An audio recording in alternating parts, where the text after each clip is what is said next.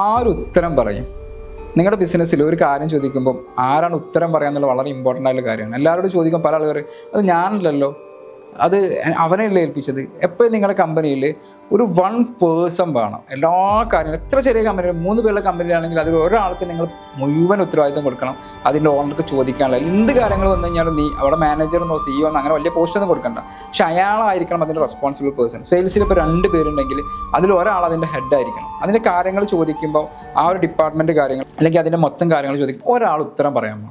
ഒരാൾ ഉത്തരം പറയാനില്ലെങ്കിൽ ആ കമ്പനിയിൽ ആളേറി കഴിഞ്ഞാൽ പാമ്പ് ചാവില്ല നമ്മൾ പറയാറില്ല. ആളേറി കഴിഞ്ഞാൽ പാമ്പ് ചാവില്ല എന്ന് പറഞ്ഞ പോലെ കുറേ ആളുകൾ വരും പോകുന്നില്ല. അതവിടെ പ്രൊഡക്ടിവിറ്റി ഉണ്ടാവില്ല. അവിടെ നിങ്ങൾക്ക് എന്ത് ചെയ്യാൻ പറ്റില്ല, അക്കൗണ്ടബിലിറ്റി ഉണ്ടാവില്ല. അക്കൗണ്ടബിലിറ്റി എന്ന് പറയുന്നത് വളരെ ക്രൂഷ്യൽ ആയിട്ടുള്ള ഏരിയയാണ് നിങ്ങളുടെ ബിസിനസ്സിൽ എന്ന് പറയുന്നത്. ആരാണ് ഉത്തരം തരേണ്ടതെന്നുള്ളത് എപ്പോഴും പറയും. നീ ആയിരിക്കട്ടെ ഉത്തരം തരേണ്ടത്, മറ്റൊരെന്ത് ചെയ്തെന്നല്ല. നമ്മളിപ്പോൾ വീട്ടിൽ വലിയ മക്കളും ചെറിയ മക്കളൊക്കെ ഉണ്ടെങ്കിൽ സ്വാഭാവികമായിട്ടും പറയില്ലേ, എന്ത് കാര്യം ചെയ്ത് കഴിഞ്ഞാൽ നിന്നോടായിട്ട് ഞാൻ ചോദിക്കുക എന്ന് പറയില്ലേ. എന്നതുപോലെ അവിടെ നിങ്ങൾ ഉത്തരം തരാൻ എപ്പോഴും നിങ്ങളുടെ കമ്പനിയിൽ ഒരാളുണ്ടായിരിക്കണം.